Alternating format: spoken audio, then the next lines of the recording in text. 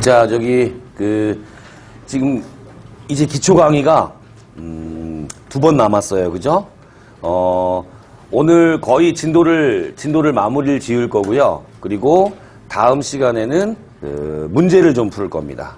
우리 교재에 한 80문제 정도가 들어있는 걸로 제가 지금 기억이 나는데, 80문제. 문제가 두 종류로 나눠져 있어요. 하나는 뭐냐면, 수업 시간에 풀어주려고 준비했던 해설이 전혀 없는 문제하고, 그 다음에 뒤에 좀 해설이 좀 붙어 있는 문제가 맨 뒷부분에 이제 이렇게 수록이 돼 있습니다. 그래서 풀어줘야 될 문항이 한 60문항 정도 돼요. 60문항 정도 되는데, 그거를 이제 마지막 주에 딱 풀이를 해드리고, 오늘은 진도를 좀 거의 다 끝내진 않을 거예요. 왜냐면 60문제를 푸는데 뭐 3시간이나 할애되는 건 아니니까 이제 거의 진도를 좀 마무리를 지으려고 해요. 자, 오늘 진도 나갈 부분은 어디냐면, 지난 시간에 우리 산염기 정의까지 한 것 같습니다. 맞습니까? 그죠? 산염기 정의가 몇 가지가 있었어요? 3가지가 있었어요. 그죠? 우리 기초화학은 철저하게 정의, 그 다음에 공무원 화학에 들어갈 내용들이 어떤 내용들이 있고, 그 다음에 정의라든가 또는 용어 정리 같은 것들을 반드시 철저하게 분석해 나가는 과정이 우리 기초과학이 해야 되는 일이 아닌가라는 생각이 들어요. 그래서 지난 시간에 어디에 우리가 초점을 맞췄냐면, 산과 염기의 정의에서 3가지 정의를 제가 딱 말씀을 드렸어요. 첫 번째, 가장 좁은 의미의 정의가 있었죠. 그죠? 무슨 정의였어요? 아레니우스의 정의였어요. 그죠? 기억나십니까? 그죠? 아레니우스 정의는 어디에서만 적용할 수 있는 정의라 그랬습니까?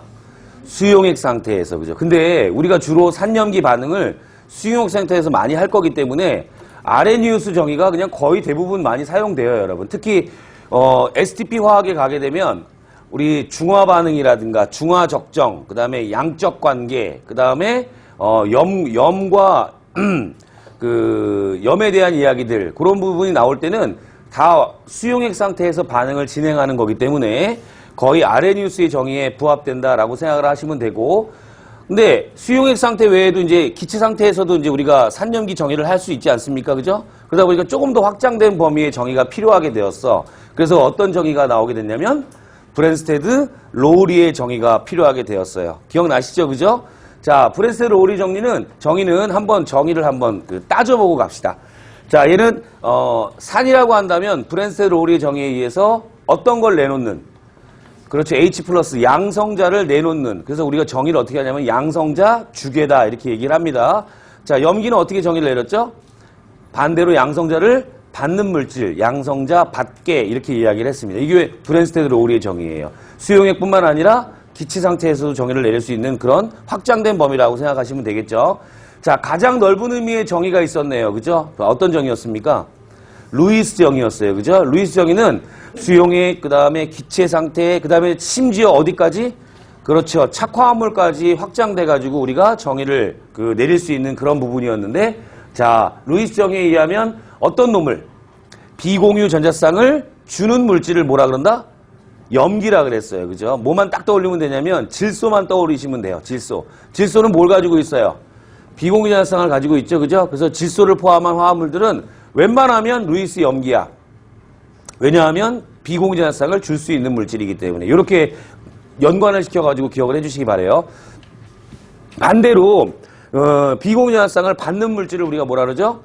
산이라 그랬어요. 루이스 정의에 의해서. 그죠? 자, 이렇게 좀 구분해서 좀 알아두시면 아주 좋겠다라는 생각이 듭니다. 자, 지난 시간에는 굉장히 많은 양을 했어요.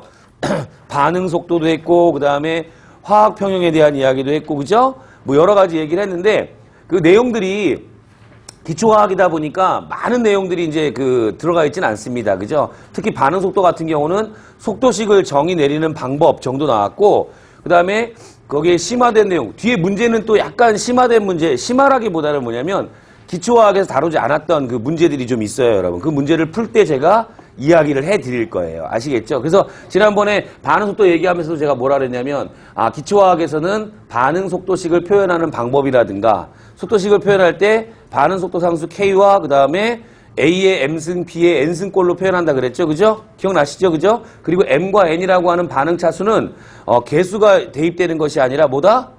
그렇죠. 실험에 의해서 결정된다. 이런 아주 중요한 기본적인 내용들을 우리가 기초화학에서 다루는데 좀 더 그거에서 좀 한 발짝 더 나아가는 좀 심화된 내용들은 STP에서 다루겠다라는 이야기를 전제를 깔고 들어갔습니다. 그렇죠? 그래서 요게 다가 아니라 조금 더 뭐랄까 한 발짝 더 나간 내용들이 있구나라는 거 염두에 두고 기초화학은 그런 마인드로 좀 접해 주시면 될 것 같아요. 자, 우리 오늘 교재는 102페이지가 되겠네요.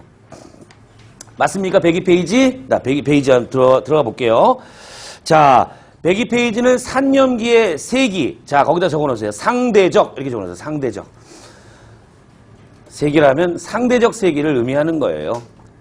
물론 우리가 기본적으로 알고 있는 산 5가지와 그 다음에 기본적으로 알아야 될 염기 5가지는 머릿속에 기억한 것 같네요. 그죠? 한번 쭉 열거해 볼까요? 한번. 제일 먼저 위에서부터 산 5가지를 부른다면 첫 번째 무슨 산을 제가 예를 들어 드렸어요? 염산, HCl이었어요. 그죠? HCl. 물론 모두 수용액 상태예요. AQ예요. 그렇죠? 그 다음에 두 번째는 어떤 예를 들어 드렸죠? 질산, HNO3. 그죠? HNO3. 이 질산은 또 돌이켜 보니까 맨 처음에 우리